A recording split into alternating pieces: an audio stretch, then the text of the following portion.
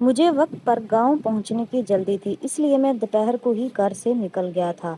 میرا اندازہ یہی تھا کہ شام سے پہلے اپنے گاؤں پہنچ جاؤں گا، مگر ایک ویران جگہ بس خراب ہوگی۔ پہلے تو ڈرائیور اور اس کا مددگار خود ہی بس میں ہونے والی خرابی کو ٹھیک کرنے کی کوشش کرتے رہے، مگر جب ان سے خرابی دور نہ ہوئی تو ڈرائیور نے اپنے مددگار کو کسی مکینک کو بلانے قریبی قصبے کی طرف بھیجا۔ مکینک کے آنے کے بعد بس کے ٹھیک ہوتے ہوئے شام ہو گئی۔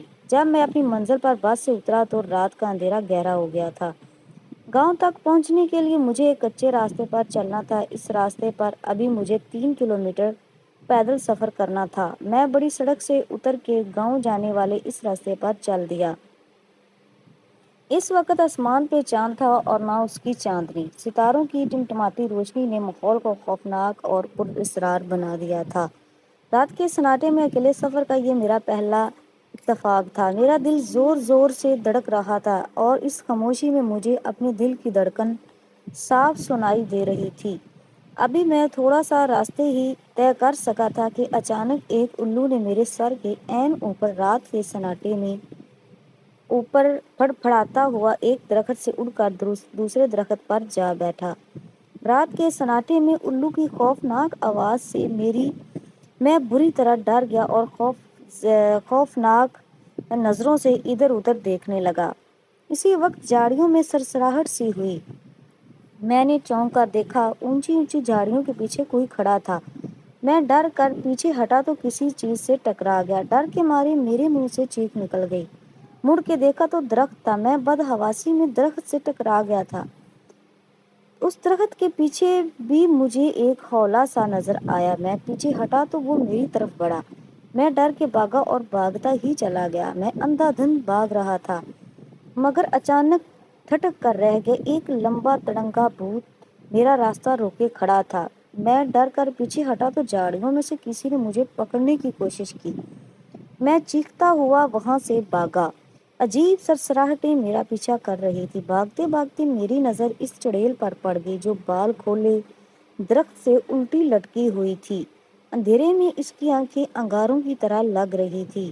وہ مجھ پر جھپٹی تو میں چیختا ہوا بھاگا اور سڑک سے کھیتوں میں اتر گیا۔ میں فصلوں اور جھاڑیوں کو پھلانگتا ہوا بھاگا چلا جا رہا تھا کہ اچانک میرے قدموں تلے سے زمین نکل گئی اور میں منہ کے بل ایک جوہڑ میں گر پڑا۔